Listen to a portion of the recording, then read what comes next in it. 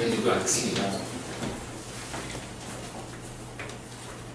은혜가 풍성하시고 자비로우신 주님의 그 사랑과 또 함께 도우시는 그 손길이 저와 여러분의 삶 가운데 늘 함께하는 되길 주의 이름으로 간절히 축복합니다. 한 주간 많이 조마조마했었는데 하나님께서 긍휼히 여기셨는지 우리 안에 그래도 작은 피해, 작은 이런 일들만 경험하고 태풍 잘 지나갈 수 있도록 꼭 지켜주신 줄 믿습니다.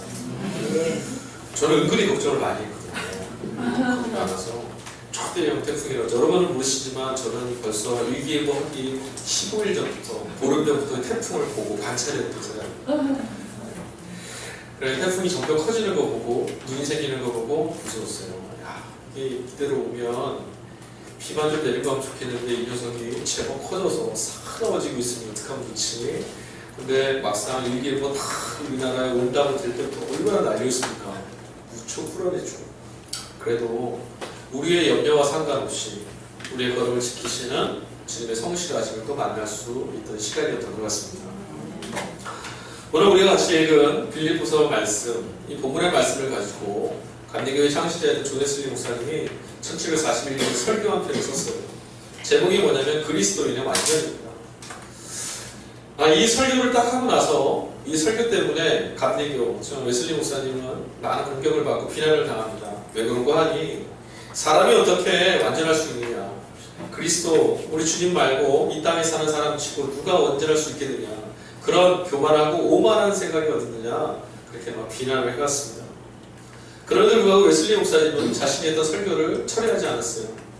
오히려 그 설교의 근거들을 성경 본문 안에서 찾아서 조목조목 반박해냈습니다. 여러분 어떠세요? 그리스도인 저와 여러분입니다. 예수를 주로 고백하고 예수를 따르기로 결심했고 예수님과 함께 하나님의 나라를 향해서 달려가기로 우리의 인생의 걸음을 정조준하는 사람들, 우리가 과연 완전한 사람입니까? 여러분은 어떻습니까? 자문해 보십시오. 똑똑똑, 당신은 완전합니까? 스스로 질문하기 뭐하면 옆 사람이 질문하게 해볼까요? 그럼 서로 민망해질까봐 안 하겠습니다. 그리스도인 과연 완전한 존재입니까? 웨슬리 목사님도 인간에 대한 이해를 비성경적이거나 왜곡했거나 낙관적으로 그렇게 보지는 않았어요. 웨슬리 목사님도 역시나 인간은 연약하고 인간은 무지하며 인간은 실수할 수밖에 없고 성경에 대해서도 무지하고 다가오는 유혹과 시험 앞에서 인간은 연약할 수밖에 없다. 그리스도인도 시험은 늘 찾아온다. 그러므로 시험이 없는 완전한 존재는 있을 수 없다라고 얘기합니다. 그런데도 불구하고 웨슬리 목사님은 그리스도인의 완전에 대해서 끊임없이 설교를 해나갑니다. 저도 오늘 여러분과 함께 그리스도인, 저와 여러분들이 하나님 나라에 하나님 안에서 예수 그리스도와 더불어 완전한 자라고 하는 복된 소식을 함께 나눌 수 있고 선언할 수 있고 확인할 수 있기를 간절히 소망하고 있습니다. 바울은 어떤 사람입니까? 우리가 오늘 공부해서 읽은 이 편지를 썼던 바울, 참 어려운 시간을 보냈던 사람이에요.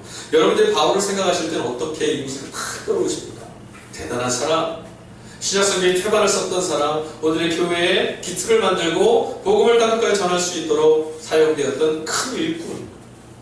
어떻습니까? 바울은 완전한 사람입니까? 여러분 보실 때 어떠세요? 바울은 완전한가요? 아마도 이런 생각을 할 거예요. 나보다는 뛰어나지만, 나보다는 월등하지만 그도 역시 인간이니까 완전하진 않아. 우리가 늘 왜 이 완전이라는 단어에 이렇게 거부감이 생기고 성경이 분명히 우리에게 이 완전에 대해 이야기를 하거든요. 요한 1세에도 그런 말 나와요. 하나님의 사람들에게는 어떠한 시험도 일어나지 않으며 하나님의 백성들은 죄를 짓지 아니하고 이런 것들이 나오는데 그럴 수 없습니다. 인간은 완전하지 않습니다 라는 생각이 우리는 드는 이유가 있어요. 왜 우리가 완전하다에 따르는 이 말이 자꾸 거부감이 들까요? 내 얘기는 아니라고, 있을 수 없는 일이라고 생각이 자꾸 들까요? 우리가 너무 겸손해서 그럴까요? 태생적으로 너무너무 겸손한 배달민족의 후손들이라 나는 잘났습니다, 나는 완전합니다 라는 말을 할 수도 없어서 우리가 이 완전이라는 말들이 거부감이 생길까요? 그렇지 않아요. 가만히 보면 이런 생각이 우리 안에 드는 이유는 딱 하나인 것 같아요. 돌아보니까 오늘까지 걸어왔던 우리의 걸음의 기억이 그리스도인이 완전합니다라는 것을 증언해 준 걸 못 봐왔어요. 네. 지금까지 걸어온 걸음을 보면 나의 삶을 돌아보면 늘 넘어졌고 늘 무너졌고 늘 연약했고 늘 시험에 들었고 내 옆에 있는 사람은 어떤 거 같니? 그 사람도 보니까 어떤 날은 막 그래 충만하다가 어떤 날은 형편없이 넘어지는 장면들이 보이고 부흥의 역사가 쏟아져 가지고 한국교회가 시험의 골짜기 가운데 넘어져 있는 것처럼 보이고 이런 것들 주변에 보이니까 완전함은 없습니다라는 생각이 자꾸 드는 거죠. 어느덧 우리들에게 익숙해져 기억이 우리들의 눈을 지배하고 있습니다. 오늘 우리가 읽지 않았던 부분은 빌립보서 3장 1절부터 11절까지의 말씀 속에서 사도 바울은 두 가지의 이야기들을 우리에게 전해줍니다. 1절부터 11절까지 사도 바울이 이야기하는 주된 내용이 뭔지 아세요? 우리 지난주에 얘기했던 건 똑같은 거예요. 두 가지의 세계관과 가치관을 좀 얘기해 주는데 하나는 육에 속한 삶, 또 하나는 하나님의 영에 속하여서 그리스도 예수를 따르며 사는 삶, 이 두 가지를 1절부터 11절까지 소개해 주고 있어요. 우리 지난주에 같이 나눴었죠. 육에 속한 삶이 어떤 거죠? 눈에 보이는 것들을 추구하며 살아가는 삶. 내 눈에 보이는 것들이 나를 구원할 것이고 내 눈에 보이는 것들이 내 삶을 이끌어갈 것이라고 가치를 두고 살아가는 삶, 쫓는 삶. 그게 바로 육신에 속한 삶이라고 얘기했어요. 바울이 지금 이 두 가지를 이야기합니다. 두 가지를 구별해서 지금 소개를 합니다. 그런데 1절부터 11절까지 사이에 두 가지의 세계관만을 소개하는 것이 아니라 그것에 다른 이야기 하나를 심었는데 나는 하고 이야기를 심어요. 나는 이렇습니다. 뭐라고 말합니까? 나는 그리스도 예수를 따르는 하나님의 영에 속한 그 세계를 선택하여서 육에 속해서 살아가던 모든 것들을 버렸습니다. 육에 속한 모든 것들을 나는 잃었습니다. 육에 속한 모든 것들이 내게는 오물과 같습니다. 라고 이야기를 시작합니다. 그러니까 바울은 어떤 사람이에요? 눈에 보이는 삶을 추구하다가 거기서 돌아서서 내가 이야기하는 두 가지 가치관과 세계가 있는데 하나님께 속해 있는 세계를 나는 선택하고 살고 있습니다. 이 얘기를 지금 해주고 있는 거예요. 근데 여러분, 눈에 보이는 삶을 거부하고 눈에 보이지 않는 하나님의 나라를 선택하며 사는 것이 쉽습니까? 어렵습니까? 그냥 솔직하게 와서 진짜 이렇게 야단 안 치잖아요. 어려워요. 왜냐하면 우리는 눈에 보이는 육신을 갖고 살거든요. 그러니 육에 속해서 사는 삶이 육신을 가진 우리에게는 너무 익숙하죠. 육신에 속해 있는 사람이 보이지 않는 영에 속한 삶을 추구하며 산다는 것이 어렵습니다. 쉽지 않아요. 우리 신앙생활의 제일 어려운 부분이 바로 여기에요. 우리는 늘 주님의 나라를 바라보고 주의 은총을 이야기하며 은혜로 삽니다라고 말하고 율법과 복음이란 늘 복음 하지만 실제 우리 삶은 복음이 아니라 율법에 의해서 사는 삶이 너무 많아요. 눈에 보이는 것들을 내 안에 자꾸 채우고 눈에 보이는 것을 내 겉에 입히면서 살아가는 게 우리들이에요. 여러분 한 주간 동안 여러분의 영혼의 거룩함을 위해서 여러분 한 주간에 주어졌던 그 시간 동안 얼마나 많은 것들을 기록을 올리셨습니까? 돌아보면 우리가 싫어서 그런 건 아니었어요. 익숙하지 않고 어려워요. 노력이 필요한 거예요. 육의 옷을 입은 사람이 영적인 것을 기록 올리려면 영적인 것을 건져 올릴 수 있도록 애쓰고 수고해야 돼요. 우리의 신앙생활 참 쉽지 않아요. 그냥 예수 믿는 거요? 어렵지 않습니다. 그냥 교회 다니는 거요? 어렵지 않아요. 그닥 어렵지 않아요. 그냥 섬기는 것, 그냥 봉사하는 것, 그냥 시간을 내는 것, 그냥 내 것을 좀 나누는 것, 그렇게 어려운 거 아닙니다. 다른 거 우리 많이 하잖아요. 우리 지나가다 보면 이런 사람도 있어요. 우리 이웃에 참 어렵고 힘든 이웃들 많이 있습니다. 그런 이들이 우리에게 도움의 손길을 요구할 때 우리 마음은 참 옹졸해집니다. 내 주머니 지갑에 얼마가 있었는지를 계산하기 시작합니다. 이 주머니 지갑 속을 열어보면 10,000원짜리밖에 없었어. 그럼 어떡하죠? 지나치고 맙니다. 주머니 한켠에 500원짜리나 1000원짜리가 있었던 것도 같은데 기억을 더듬습니다. 그리고 지나쳐서 우리를 보완하면 에어컨이 뻥뻥 트는 시원한 카페에 들어가서 커피 한 잔 맛있게 마십니다. 근데 거기서 주저하지 않습니다. 주머니에 얼마가 있었지? 고민하지 않습니다. 육에 속해져 있어서 그래요. 눈에 보이는 것들 가치를 선택하는 건 너무 쉬워요. 근데 눈에 보이지 않는 가치를 선택하는 건 달갑지가 않아요. 거치장스럽죠. 바울이 살아가던 시절, 그러니까 이 편지를 썼던 당시를 우리 조금 이해를 해야 돼요. 바울이 이 편지를 썼었던 그 시절에는 오늘보다 훨씬 더 눈에 보이는 가치가 사람들에게 최고였고 성공이었고 부러움의 대상이었어요. 오늘 이 바울이 살았던 이 자리, 오늘 우리도 그렇잖아요. 눈에 보이는 재물, 눈에 보이는 부유함, 눈에 보이는 명예, 눈에 보이는 그 어떤 명성, 이런 것들이 어떤 사람을 봤을 때 저 사람은 성공한 사람이야, 저 사람은 대단한 사람이야 기준하는 기준이 되어 있잖아요. 그렇죠. 근데 바울이 살던 이 시대는 훨씬 더 심했어요. 오늘 세번역 성경으로 제가 8절을 좀 읽어드릴게요. 표준 세번역으로 이렇게 써있어요. 그뿐만 아니라 내 주 예수 그리스도를 아는 지식이 가장 고귀함으로 해놓고 뭐라 되어 있냐면, 나는 그 밖에 모든 것을 해로 여깁니다. 나는 그리스도 때문에 모든 것을 잃고 말았고 그 모든 것을 이제는 오물로 여기며 살고 있습니다. 여러분, 이 고백이 멋있게 들리시죠? 근데 이 고백이 얼마나 어려운 고백인지 아세요?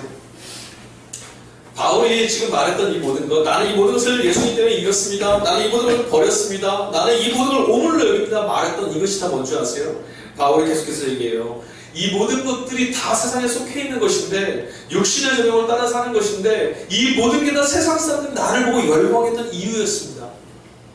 세상에서 내가 존경받고, 세상에서 내가 존재가 의미가 있어지고, 사람들이 나를 보며 부러워했던 그 모든 것들입니다. 근데 그것이 이제 내게는 다 필요가 없습니다. 여러분, 우리 일주일 동안 뭐를 추구하며 살아왔습니까? 우리의 삶을, 우리의 육체를, 우리의 생활을, 우리의 눈에 보이는 삶을 지탱하고 영위할 것들을 우리는 지키려고, 얻으려고 씨름하며 살아왔습니다. 근데 이것을 놓으라니 쉽지 않죠. 쉽지 않죠. 그래서 여러분, 오해를 하지 마세요. 기독교 복음이 재산 다 팔아가지고 산에 들어가라, 다 나눠주고 가난해져라, 이거 말하는 건 아니에요. 무엇을 말하는 겁니까? 육신의 눈에 보이는 것들을 나의 삶의 가치와 구원의 이름으로 여기며 살지 말라는 거예요. 바울에게 있어서는 그건 더 이상 의미가 없어요. 바울에게 있어서는 이것은 중요하지 않아요. 오물로 여긴대요. 여러분, 제가 또 목사님 설교를 이렇게 인터넷에서 듣다가 참 감동돼가지고 머리에 넣게 되는데, 이거 말로 꺼내기 좀 거시기 해서 거시기 한데, 여러분 지금 오늘 아침에 주일 예배를 드리기 위해서 세수도 하고 얼굴도 치장하고 빗도 빗고 헝클어진 거 없으면 잘하고 옷도 깔끔하게 입고 오셨잖아요. 근데 여러분들이 말씀도 준비하고 성경책도 끼고 헌금도 가지고 준비하고 다 오셨는데, 여러분 그닥 좋아하지 않는 것도 하나 가지고 오셨어요. 우리 다 갖고 있어요. 뭔지 아세요? 우리 뱃속에다가 뭔가를 막 시원하게 집어넣고 왔어요. 일단 점심 먹고 저녁 먹고 나면 버려야 될 거 우리 다 가지고 있어요. 추해요, 냄새나요, 싫어요. 좋으신 분 있어요? 선물로 드릴까요? 봉투에다가 그걸 아무리 예쁘게 포장해서 우리가 드려도 이 안에 이거 들었습니다 그러면 어휴 감사합니다 할 사람 없잖아요. 근데도 우리는 아무렇지 않게 그거 가지고 있어요. 근데 이걸 익숙하고 소중했고 추구해왔던 이것은 이제 오물로 여기고 필요 없는 걸로 여긴대요. 우리 밖에서 발견했을 때는 가치 없는 건데요, 우리 안에 있을 때는 모르고 살았어요. 근데 바울은 지금 그리스도 예수 안에서 이 모든 것이 나에게 얼마나 의미 없는지를 발견했대요. 가치가 바뀐 거예요. 추구해왔던 눈들이 바뀐 거고요, 바라보는 시선이 바뀐 거예요. 아까도 말씀드렸지만 눈에 보이는 것들이 없이 육체의 삶을 살 수 없어요. 그걸 버리라는 게 아닙니다. 눈에 보이는 것들이 나의 삶을 지켜내고 나를 구원할 구원자가 아니라는 것을 인정하시라는 거예요. 그걸 추구하며 살지 말라는 거예요. 열심히 살고 노력하되 우리를 살게 하시는 것은 하나님의 은혜와 은총에 달려있음을 믿고 살아라는 거죠. 바울은 보이는 것을 추구하며 살던 사람이었습니다. 누구보다도. 예수님 만나기 전까지 바울은 누구보다도 눈에 보이는 세상의 명예와 부를 추구하며 살던 사람을 그걸 자랑했던 사람이에요. 정치, 사회, 문화, 그의 사회를 둘러싸던 모든 것들 안에서 바울은 눈에 보이는 것 중에 언제나 1등 해야 되는 사람이었어요.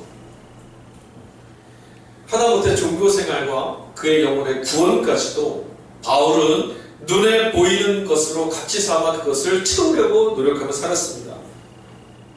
매일매일 바라봤던 가치가 눈에 보이는 것이다 보니까 신앙생활도 구원의 길도 눈에 보이는 것들로 얻으려고 애를 쓴 거예요. 그게 벌써 율법주의였습니다. 생명을 길어 올려야 되는 신앙의 삶이 눈에 보이는 무엇인가를 채워서 만족 얻으려고 몸부림치다 보니 바울은 늘 어려웠어요. 사람들이 칭찬하고 사람들이 부러워하는 것을 가지고 있음에 만족하고 기뻐했던 그였지만 어느 한편에 밀려오는 답답함이 있었습니다. 그 사건을 저는 스데반 집사가 죽었던 그날로 생각해요. 자신의 열심을 다했고 사람들이 보기에는 야, 저 사울은 대단한 사람이야. 저 사울의 신앙심을 봐봐. 저 사울이 얼마나 열심이야. 저 사람 대단한 사람이야. 칭찬했던 눈에 보이는 것들을 가지고 혈기왕성했었지만 그 앞에서 아무 힘도 없이 죽어갔던 스데반을 보면서 바울의 가슴이 찔려오기 시작한 거죠.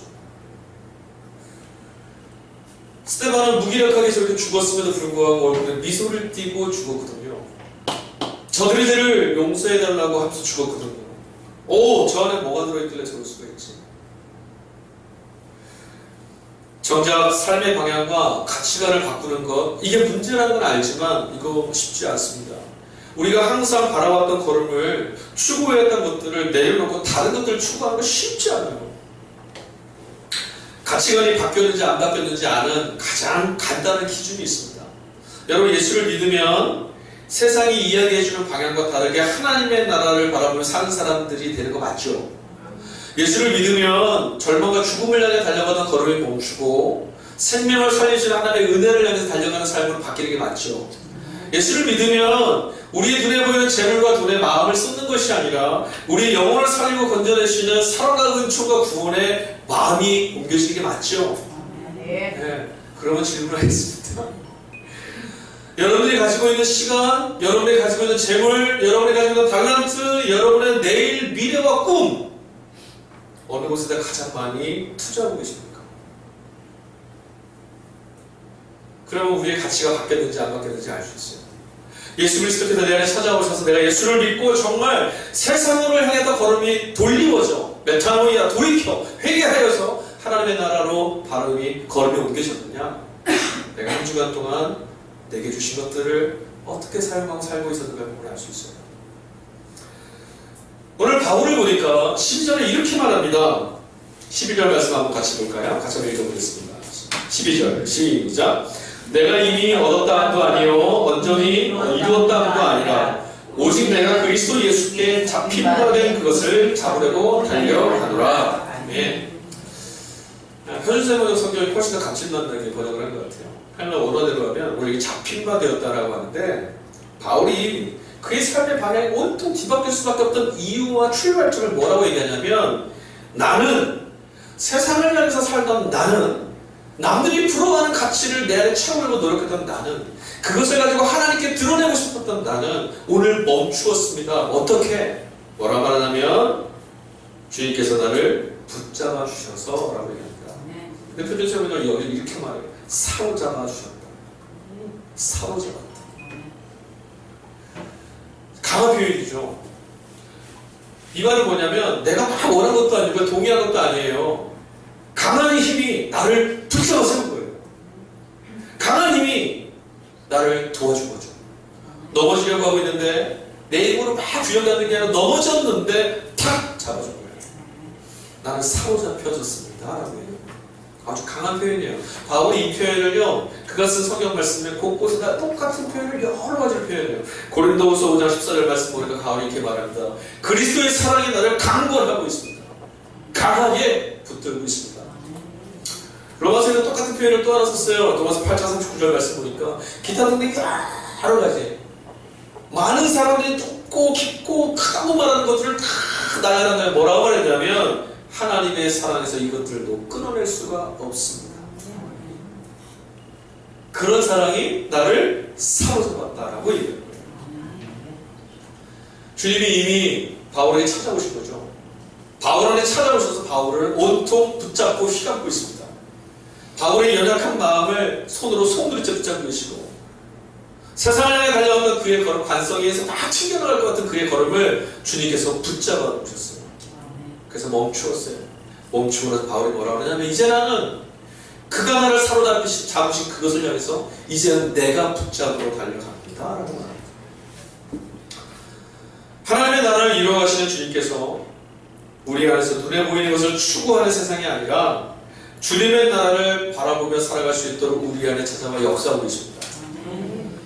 그 역사하신 주님이 보이지 않아서 우리는 삶이 자꾸 엉킵니다. 근데 바울은 뭐라 그랬냐면 주께서 내게 찾아오셔서 나를 붙잡으셨으니 이제는 내가 주님을 붙잡으러 달려갑니다 라고 말하고 있어요. 여러분, 우리들이 믿음이 없는 이유가 여러 가지가 있습니다. 뭐 눈에 보이지 않아서도 그렇고요, 뭐 갖가지 이유가 있지만 오늘 저는 한 가지 이유를 여러분에게 말씀드리고 싶어요. 습관의 결과입니다. 왜 예수님이 안 믿어집니까? 우리는 찾아가는 역사하시면 바울은 나를 지금 사로 잡았다라고까지 얘기한 그 주님이 어디를 봐도 잡으시는 거지? 도대체 어디 계시는 거예요? 저는 이것을 습관의 결과라고 말씀드리고 싶어요. 무슨 습관입니까? 무슨 습관이에요? 여러분, 제가 관찰을 잘 하시면 어떤 주에 보면 얼굴이 좀 홀쭉해 보이고 어떤 주에 보면 포동포동해 보이고 막 그럴 때가 있어요. 얼굴이 홀쭉해 보일 때는요, 두 가지를 해요. 운동을 하고 저녁에 야식을 안 먹어요. 그런 주가 아니고요, 얼굴이 포동포동해져 보일 때는 그 중간에는 야식을 배불리 먹어요. 신기한 게 있어요. 뭔지 아세요? 야식을 한번 먹기 시작하면요, 그 시간만 되면 배가 고파요. 좀 기가 막혀요. 평상시에 그닥 맛있어하지 않은 건데도 그걸 딱 음식을 먹는 것만 봐도 그게 다른 걸로 보이면서 먹어야 될 것 같아요. 그죠? 알코올 중독자들 있잖아요. 여러분, 알코올 중독에서 왜 못 빠져나온 줄 아세요? 술이 무서워서? 술이 그 자체가 능력이 있어서? 아니에요. 알코올 중독에서 벗어나지 못하는 이유는 알코올 그 자체의 힘이 아니에요. 알코올에 의존해왔던 매일의 시간에 바로 그 사람을 붙들고 있었습니다. 그 알코올 중독자들요, 똑같아요. TV에서 술 마시는 거 보면 바로 달려갑니다. 전화합니다. 나와. 네. 똑같아요. 습관이에요, 습관. 여러분, 아이들 공부할 때요, 아이들 공부라니까 공부가 우리도 오해되고 있는데, 이거 공부란 말은 삶을 살아가는 단어를 공부란 거예요. 원래 한자어는 그래요. 수능을 위해서 준비한 그게 아니라 인생을 살아가는 하나씩을 배워가는 거 공부라고 하는데, 옛사람들이 공부에 세 가지의 익힐 습자를 썼어요. 익히다, 습관한다는 것도 뭐냐 이거예요. 학습, 연습, 습관. 이 세 가지가 공부를 이루는, 그러니까 삶을 이룰 수 있는 가장 중요한 행동입니다라고 한 거예요. 여러분, 우리 어떤 것이 선한 것이 우리 안에 내 것이 되기 위해서는 한번 그것을, 이야 좋은 거구나, 정말 저렇게 살아야겠다, 감동, 눈을 쫙 감동받은 삶이 그렇게 사라지냐? 안 돼요. 안 돼요. 배운 걸 연습해봐야 되고, 연습한 걸 습관이 되지 않으면 될 수가 없어요. 선언을 악을 이기려고 온유한 자가 되려고 웬만큼 나에게 자극해봐도 나 웃어야지 해도요, 그게 안 되죠. 안 되죠. 여러분, 웃으면 칭찬과 웃음과 미소가 고래도 춤추게 한다잖아요. 다 알잖아요. 웃는 얼굴에 침 못 뱉는다잖아요. 근데 우리는 확 찔려오면 인상이 확 찌그러지잖아요. 그렇게 하면 안 되는 거 알잖아요. 배웠죠? 근데 안 돼요. 왜요? 연습을 안 해봤거든요. 연습을 했는데도 안 돼요. 왜 안 돼요? 습관에 의해서 내 언어가 안 되니까 안 되는 거죠. 세 가지 익힐 습자 중에 가장 강력한 습이 바로 습관이라고 합니다. 습관. 우리 삶의 체질이 되기 위해서 가장 중요하고 강력한 근무 방법이 바로 습관화하는 거예요. 술을 즐겨 마시는 사람이 술을 못 끊는 이유가 뭐라고요? 늘 즐겨 마시던 것이 습관화되어서 그것이 내 삶을 지탱하고 내 삶의 내용으로 돼버린 거예요. 그러니 그 시간이 되면, 그러니 그때가 되면, 그러니 그 상황이 되면 그걸 하게 돼 있어요. 우리가 그리스도인의 완전한 삶을 이루지 못하는 이유도 똑같은 것 같아요. 첫 번째, 완전하신 예수 그리스도가 아니라 연약한 내가 주인이 되어서 여전히 내 삶에 내가 주인인지 알고 살기 때문에, 주님이 내 안에 찾아와서 계신다는 사실이 믿어지지 않기 때문에, 주님이 내 안에 지금 함께 계신다는 사실들이 믿어져 본 적이 없기 때문에, 내가 주인으로 살려고 하기 때문에, 그것이 이유죠. 두 번째, 왜 그렇게 될까요? 그것도 왜 그렇게 될까요? 왜 주님이 내 안에서 살아계시고 역사하신다는 것, 주님이 주인이시라는 것이 왜 내 안에서 믿어지지 않을까요? 내가 주인이 되어서 살던 삶, 믿음이 없던 삶, 예수님이 없던 삶, 그래서 실패하였고, 그래서 넘어졌고, 그래서 상처받았던 삶의 기억이 익숙해져 있어서 그래요. 그렇잖아요. 예수님 없이 살아도 그렇게 살아왔었어요. 그 삶이 익숙해요. 주님이 내 안에 계셔서 주인 되지 않으신 삶이 내 안에 너무 익숙한 거예요. 늘 그렇게 살아왔거든요. 이걸 깨야 되는데 이게 안 돼요. 습관 안에 있어서 그렇습니다. 실패가 습관화되어 있고요. 믿음 없음의 자리가 습관화된 거예요. 믿음대로 해도 안 된다는 것이 우리의 습관의 언어가 되어버렸어요. 여러분, 죽은 자가 살아날 수 있습니까? 병든 자가 살아나 고쳐짐을 받을 수 있습니까? 내 삶의 문제가 지금 해결될 수가 있습니까? 오늘 이 절망의 자리가 내일은 열릴 수가 있습니까? 여러분, 아멘이 되십니까? 왜 안 되죠? 이전까지 내가 주인 돼서 살아왔던 그 고난과 고통과 슬픔과 실패의 자리가 익숙해져 있어서 주님이 주인 되셔서 하실 일들이 잘 안 보여요. 그렇게 안 돼요. 주님을 주인이 이미 내 안에 오셔서 주인으로 오셨는데도 그 주님께 주인의 자리를 내어놓기가 좀 힘든 거예요. 자꾸 내가 올라가려고 그러는 거죠. 주님이 두 번째로 찾아오셔서 우리의 삶의 주인으로 딱 보지 않으시려고 앉아 계시는데 잠깐만 나오시고 엉덩이 자꾸 밀어치는 거죠. 거기보다 내가 앉아서 이렇게 오른쪽으로 가셔야 돼요, 주님. 그리스도인들은 이미 가장 완전하신 예수께서 찾아와 계셔서 그의 손으로 우리의 삶을 붙들고 계시는 사람이라는 것을 성경은 이야기합니다. 우리가 완전한 것이 아니라 우리 안에 가장 완전한 분이 찾아와 계시다라고 증언하고 있습니다. 우리 안에. 그러므로 그리스도인들은 늘 완전하신 그리스도와 함께 완전한 믿음의 삶을 살 수 있습니다. 그렇게 살아야 됩니다. 그래서 주님이 우리가 찾아오신 것이고 성령을 우리에게 보내주신 거예요. 그렇게 살아라고. 완전하지 못한 넘어지는 삶, 쓰러지는 삶, 실패하는 삶을 살으라고 성령께서 우리에게 찾아오신 게 아니라고요. 그렇게 믿음 없었던 삶의 자리에서 벗어나보라고.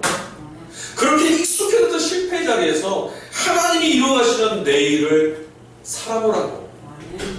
그러려고 성령이 찾아오신 거란 말이죠. 여러분, 명품하고 짝퉁의 차이가 뭔지 아세요? 제 눈에는 눈이 어두워서 명품과 이 짝퉁을 잘 못 봐요. 여러분 보시면 다냐 명품 같은데. 명품과 짝퉁의 차이가 뭡니까? 짝퉁! 일단 값이 쌉니다.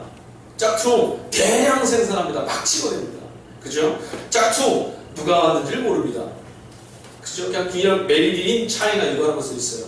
어떤 사람이 만들었는지, 누가 정품들이 만든지 몰라요. 명품은 어떤 거예요? 일단 값이 비싸요. 그리고 수량이 한정되어 있어요. 수량이 많으면 값이 떨어지는 거예요. 수량이 한정되어 있어요. 그리고 누가 만든지를 알아요. 그걸 우리 메이커라고 하죠. 하나만 더 나가볼까요? 명품과 명작의 차이는 뭔 줄 아세요? 여러분, 아무리 비싼 가방, 명품 가방을 여러분 갖고 계셔서 그거 갖다 이건 명작이야 라고는 안 해요. 그렇죠? 그렇게 안 하잖아요. 왜 그렇죠? 사람이 확 열광하는 그 비싸고 화려한 명품인데도 이걸 벽에다 걸어놓거나 저래서 이거 명작이야 이러진 않아요. 차이가 뭔데요? 공통점은 이래요. 둘 다 비싸요. 둘 다 비싸요. 둘 다 희소해요. 단지 차이가 있다면 명품이 명작보다 수가 더 많아요. 명작은 하나예요. 또 차이가 있어요. 뭔지 아세요? 차이. 명품은 그냥 공장에서 만들어요. 어디 공장에서 만든지는 알아요. 누가 만든지는 몰라요. 명작은 대가가 만들어요. 가장 뛰어난 사람의 손을 통해서 만들어진 단 하나가 바로 명작이에요. 그게 명품과 짝퉁의 사이의 경계를 넘어 명품과 명작의 사이의 경계를 넘어서 하나님 우리에게 뭐라고 말씀하시냐면 너는 이 세상의 유일한 단 한 사람이라고 말씀하세요. 전능하신 주님이 내가 온 세상을 바꾸어서라도 도대체를 포기할 수 없어서 너 한 사람에게만 다 주겠다라고 하셔서 만든 그 존재가 바로 저와 여러분이랄까요. 그럼 저희는 뭐예요? 명작이에요. 명작. 명품도 아니고 명작이에요. 단 하나는 단 하나. 단 하나. 예수께서 바로 우리를 그렇게 만드신 분이에요. 그리고 우리 안에 이미 찾아와 주셔서 너는 바로 그 사람이라고 이야기해 주고 계세요. 근데 우리는 그 기억을 못해요. 저 사람은 나하고 똑같은 것 같아요. 나 시장판에서 굴러다니는 짝퉁과 똑같은데 무슨 말씀이시죠? 여러분, 제가 선물을 2개를 딱 준비했다고 하면서 생각을 해보세요. 이럴 때 시청각표를 만들어 가야 되는데 2개가 있는데 하나는 포장지가 정말 예뻐요. 와, 정말 깔끔하고 예쁘고 정성 내어 만든 포장지가 하나. 이쪽에서 수신물 대충 막 분치해놓고 하나만 만들어놨어요. 둘 중에 하나만 선택해서 가지십시오. 여러분 열심히 예배드리시고 신앙을 열심히 살아서 하나만 선물로 드리겠습니다. 뭐가 되시겠어요? 좋은 거예요. 뭐 밑도 뭐 없죠. 제가 나는 말 안 했으니까 포장지 이쁜 거겠죠. 신문지 둘둘 말을 가져가겠다 이런 사람은 없을 거예요. 그죠? 자, 포장지 예쁘게 된 걸 가져가셨어요. 그래서 여러분, 야, 이거는 이 가치는 포장지가 예뻐서 했으니까 이 포장지 잘 벗겨서 이것만 가져가야지. 상자는 놔두고. 이러진 않잖아요. 그죠? 포장지, 둘 중에 하나 선택한 이유는 포장지 때문이었잖아요. 그럼 포장지가 귀한 거니까 나는 포장지만 있으면 만족해. 포장지가 귀한 거야 하고 포장지만 잘 벗겨서 가시는 분은 없을 거잖아요. 그죠?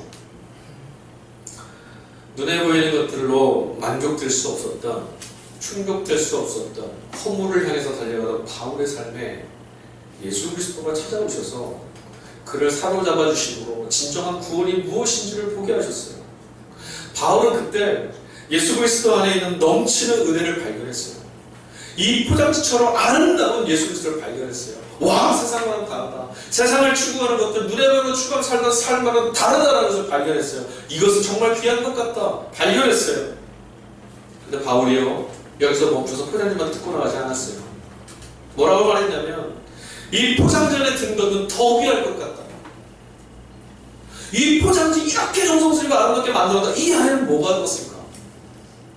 나는 이 안에 있는 것들을 어떻게 해서든 갖고 싶다. 이게 11절 말씀이에요. 나는 어떻게 해서든 부활에 참여하고 싶다. 나는 어떻게 해서든 예수 그리스도 안에 부활에 참여하고 싶다. 바울은 예수님의 부활, 즉 하나님 나라의 전체를, 구원의 전체를 맛보고 싶다고 외치고 있습니다. 어떻게 해서든지 하나님 나라를 맛보고 싶다고 외치고 있습니다. 저와 여러분은 이미 예수님 안에서 하나님 나라를 맛보았고요. 구원을 약속받았고요. 주님이 함께 계신 삶에 대해서 우리는 알게 됐습니다. 여러분, 그러나 이게 다가 아닙니다. 저와 여러분들에게 보이신 그 은총의 빛은 아주 작아요. 저와 여러분들이 알게 된 하나님 나라의 비밀과 신비는 아주 작아요. 하나님의 나라는 이보다 훨씬 커요. 근데 우리는 지금 뭐라고 하고 있냐면, 포장지 예쁘게 된 걸 딱 뜯어서, 이야, 이 포장지 너무 예쁘다, 이거 갖고 살아야지 하고 갖고 가는 거예요. 예수를 믿어서 구원받았습니다. 야, 나는 구원받았어. 그래서 오늘 삶으로 다시 갑니다. 이전까지 세상이 추구했던 건 눈에 보이는 추구한 삶으로 다시 나갑니다. 똑같아요. 알맹이 여기다 놔두고 나중에 이 다음에 가서 맛볼게요. 이 다음에 열어볼게요. 그게 돼요? 하나님의 나라는 복음서가 딱 시작할 때 이렇게 말해요. 예수님께서 뭐라 말씀하시죠? 요한, 세례 요한하고 예수님의 설교가 다르거든요. 아주 똑같아요. 회개해라. 근데 다른 게 있어요. 뭐죠? 세례 요한은 이렇게 말해요. 하나님의 나라가 가까이 오고 있다고 회개해라. 심판이 있을 거다 회개해라. 예수님이 뭐라 말씀하셨어요? 하나님의 나라가 이곳에 왔다. 예수님이 우연히 찾아오셔서 무슨 일을 보셨냐면, 하나님의 나라가 저와 여러분에게 들어온 거예요. 실감이 안 나시죠? 예, 온전히 붙잡지 않았을 때요. 우리는 맛만 봤어요. 어떤 맛이요? 사람이 수단을 내고 많이 가진 것 같지만 허무하고, 많이 채운 것 같지만 가난하고, 많은 사람들이 나를 눈여겨보고 많은 사람들이 나를 칭찬하지만 외롭고 고독한 사람. 오늘 이것으로 채워준 줄 알았는데 내일 보니 또 외롭고 힘들고 고독하여서 이것이 인생인가라고 되물을 수밖에 없는 그런 삶에서,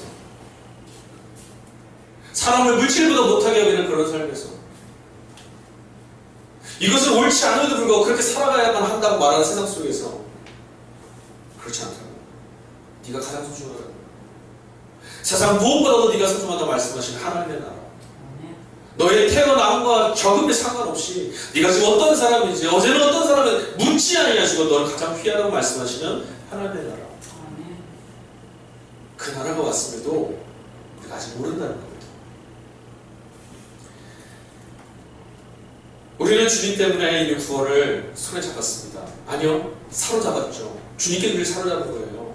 하나님께 우리를 사로잡아 주신 거예요. 저와 여러분 여기 있는 이유가 그거예요. 하나님을 붙잡아주고 사로잡아줬기 때문에. 관성에 의해서 죄를 향해서 세상을 향해서 달려갈 수밖에 없는 우리인데 익숙한 그곳을 향해서 가라고 이야기하는 그 걸음에서 딱 멈추어졌어요. 주께서 우리를 잡았거든요. 사로잡았거든요. 그래서 그 은혜가 무엇인지 우리는 고백하고 있어요. 그런데 중요한 게 있어요. 여기서 이제 멈추면 안 돼요. 바울이 어떻게 했어요? 이제 내가 붙잡으러 달려가는 거야. 신앙의 주체성입니다. 아무리 좋은 것도요, 내 손으로 그걸 취하해서 내 입에 넣지 않고 그 맛을 알 수 없는 거예요. 구원은 그런 거예요. 예수를 믿으면 구원받습니다. 이건 변하지 않는 진리예요. 주님을 붙잡으셨으니까. 그러나 이 구원이 내 것으로 누려지고 이 하나님의 나라가 내 안에 이루어지는 것들은 이제 뭐 해야 되냐? 내가 붙잡아야 하는 거예요. 먹어야 되는 거예요. 생명의 말씀이 여기 있습니다. 이것을 보고 이야 생명이다. 아니요, 주님 말씀하신다. 들어서 네 입에 넣어서 먹어라. 먹어야지 내 말씀, 생명의 말씀이죠. 우리는 연약합니다. 부정할 수 없어요. 저희는 다 연약한 사람이에요. 우리는 완전하지 않습니다. 내 허물투성입니다. 우리의 내일이 어떻게 될지 아무도 장담할 수가 없을 만큼 아주 연약해요. 우리는 늘 넘어지고, 우리는 늘 쓰러지고, 늘 낙담하고, 작은 돌풀에 넘어지는 사람, 우리입니다.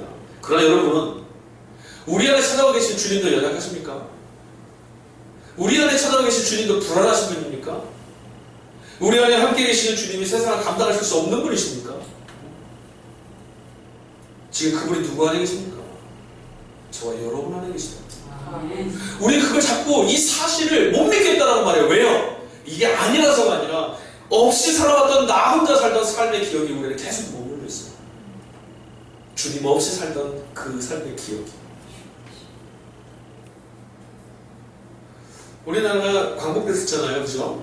일제가 이게 심사에 있다가 광복이 됐는데요. 두 가지 일이 벌어졌어요. 광복이 된 날 두 가지 사건이 벌어졌는데 우리나라 사람, 조선 사람임에도 불구하고 대한민국 광복했다는 사실을 못 누리고 일본 사람하면서 굽실굽실한 사람이 있었고요. 조선이 광복을 했음에도 불구하고 일본에 패망했는데도 여전히 자기네가 이긴 줄 알고 그것을 빵빵 치는 일본 사람이 있었어요. 둘 다 뭐예요? 현실에서 못 누리고 사는 거예요. 그래도 사실이 사실이에요. 성경 우리에게 이미 약속하셨고 그 일을 주님이 이루시는 분이라고 증거하고 있는데 우리가 주님을 우리의 구원으로 다른 것의 구원이 있지 않고 주님 안에 있다는 것을 믿고 그분을 따르고 결심하고 하나님 나라에 속하기로 우리의 마음에 결혼을 옮겼을 때 예수님께서 우리를 찾아오셔서 성령과 더불어 우리 안에 세상 끝날 때까지 함께 하시다고 약속하셨어요. 예수님께서 이 약속을 가벼이 여기실 분이냐? 그럴 수가 없어요.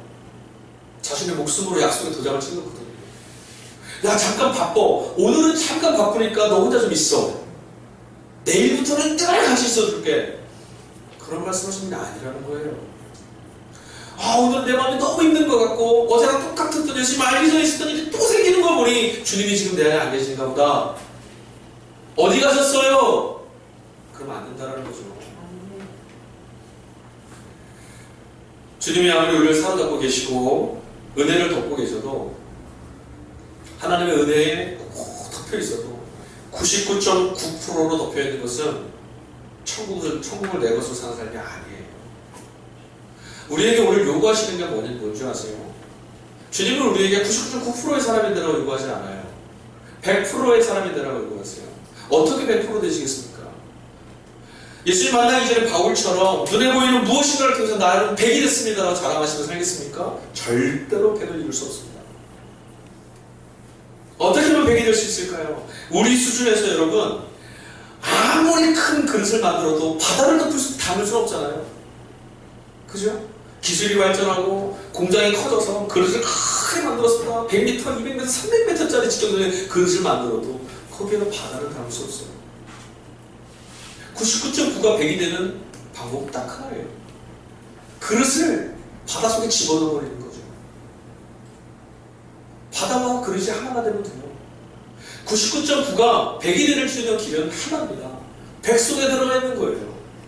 100 속에 들어가 사는 거죠. 오늘 우리들의 습관화되어 있는 삶의 기억 속에서 우리의 기억 속에 내가 주인에서 살아왔던 기억의 흔적이 사라져야 돼요. 그게 100이 되는 거죠. 여러분, 제가 간절히 부탁하려고 해도 하나를 딱 썼어요. 설교 마무리 이 부탁을 꼭 해야죠. 오늘 앞에 거 말씀 다 까먹으시고 요것만 다 기억하십시오. 숙제예요. 여러분, 한 주간 이제 살아가야 한 주간 속는 셈 치시고 어디까지 하면 이런 말씀을 해야 될까? 속는 셈 치시고 아침에 일어나서 하루를 사시고 잠자리에 들 때까지 길을 걸을 때나 운전을 할 때나 잠을 잘 때나 휴식을 취할 때나 무엇을 할 때라도 힘든 일이 있거나 어려운 일이 있거나 즐거운 일이 있을지라도 노여워할 일이 생기거나 칭찬할 일이 생길지라도 하루 24시간을 일주일 동안을 속는 셈 치시고 그 모든 과정 속에서 예수 그리스도 안에 머무르려고 여러분의 습관을 바꿔보십시오. 네. 바울은요, 우리가 똑같은 삶을 걸었던 사람이에요. 근데 그가 지금 우리와 다르게 나를 사로잡으신 것에 만족하지 않고 나는 그를 붙잡으려고 달려갑니다. 부르심의 편대를 향해서 나는 달려가겠습니다. 어떻게 해서든 그 은혜 안에 발견되기를 원하며 달려갈 수 있었던 것은 바울이 갖고 있던 믿음의 고백 하나가 있었어요. 뭔지 아세요? 바울의 수많은 가지 이야기 전체 가운데 저는 이게 가장 귀한 거라 생각해요. 바울이 써낸 신학성경 전체를 압축하면 딱 하나가 남아요. 그리스도 예수 안에서. 바울은 이 말을 해요. 그리스도 예수 안에서. 빌립보서가 어디서 쓴 글인지 아시죠? 감옥에서 썼어요. 감옥에서. 고난당하는 그리스도인들 향해서 여러분 기뻐하십시오. 여러분, 우리는 기쁜 사람들입니다. 내가 감옥에 있다고 슬퍼하지 마십시오. 시험이 오지만 여러분 그 교회 잘 지키십시오. 여러분 기뻐하며 사십시오. 이단들이 찾아와서 하고 있습니다. 아니요, 주님 안에서 여러분 기뻐하십시오. 바울이 어떻게 그렇게 말씀하셨어요? 그리스도 예수 안에서. 이게 안 돼서 이 단어를 잃어버렸어요. 내가 살아가려고. 예전에 예수님이 내게 은혜 베풀어 주셨으니까 오늘은 이렇게 살아보려고. 어저께 주일에 주님께서 이렇게 내게 은혜 주셨으니까 오늘은 이렇게 살아보려고. 아니요, 성경은 그렇게 말하지 않아요. 그리스도 예수 안에서 라고 해요. 이미 와 있으나 아직 우리 안에서 이루어지지 않은 나라가 있습니다. 이미 우리 안에 와 계시지만 아직 온전히 바라보지 못하는 그분이 있습니다. 이미 우리 안에서 역사하시지만 내 삶 안에 온전히 드러나지 않은 그런 역사가 있습니다. 주님의 자녀가 되는 기쁨, 하나님의 나라의 영광, 믿음의 길 끝에 이루신 하나님의 일들 아직 우리가 보이질 않아요. 맛보질 않았어요. 누리지 못했어요. 이래도 안 돼가 아니라 아직 우리는 못 잡은 거예요. 주님, 내가 기도해도 이루어지지 않아요가 아니에요. 내가 기도해서 아직 누리지 못한 것 뿐이에요. 하나님이 내 안에 안 계시는 것 같아요. 아니요, 그렇지 않아요. 하나님이 내 안에 역사하시는 것을 아직 온전하게 보여하지 못한 거예요. 주님과의 사귐의 자리에 우리 서 있어야 돼요. 그리스도의 완전, 저와 여러분들 이미 완전합니다. 어떻게 해요? 우리 안에 완전하신 이가 우리의 그런 완전하게 이끄시고 계십니다. 우리 힘으로가 아니라 초점과 관점이 바뀌어져야 돼요. 완전하신 이가, 완전하신 이 예수가, 완전하신 하나님의 아들이 저와 여러분에게 완전한 하나님 나라를 주시려고 이미 우리 안에 와 계세요. 우리 보고 니까지 게 무슨 완전이냐 이런 말이 들리시거나 우리 안에 세워주신 완전하신 예수께서 나를 완전한 그리스도인으로 만들어가고 계셔. 이렇게 말할 수 있어야 돼요. 바울이 그래서 말했거든요. 나를 따라. 교만한 말이 아니에요. 내 안에 역사하신 온전한 그리스도, 그를 따라 나처럼 온전하신 그분께 의지하고 나가자. 따라서도 여러분, 삶에 대한 기도감보다 실패감이 더 많았습니까? 믿음을 선택해야 하는 자리에서 믿음이 역사되지 않았다라고 그런 이야기들이 우리 안에 들려옵니까? 주님이 우리 안에 찾아오셨다고 말하시는 친구는 안 계신 것 같습니까? 그동안 경험해왔던 실패와 좌절, 주님이 안 계신 것만 같은데 믿음 없음의 자리, 그것이 우리의 습관이 되지 않게 하십시오. 이제 이 예배가 결단의 자리가 돼서 다음 한 주간 그리스도 예수 안에서 붙잡으러 달려갔던 바울처럼 우리에게 주신 하나님의 나라를 온전히 누리겠노라.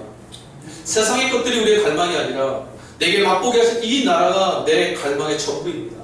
나는 하나님의 나라에 목마릅니다라는 갈망을 안고 살아가실 수 있는 한 주가 되신다면 다음 한 주를 마치고 우리가 다시 모였을 때 우리 바울처럼 또 얘기할 수 있을 거예요. 여러분 기뻐하십시오. 주님이 우리 가운데 함께 하십니다.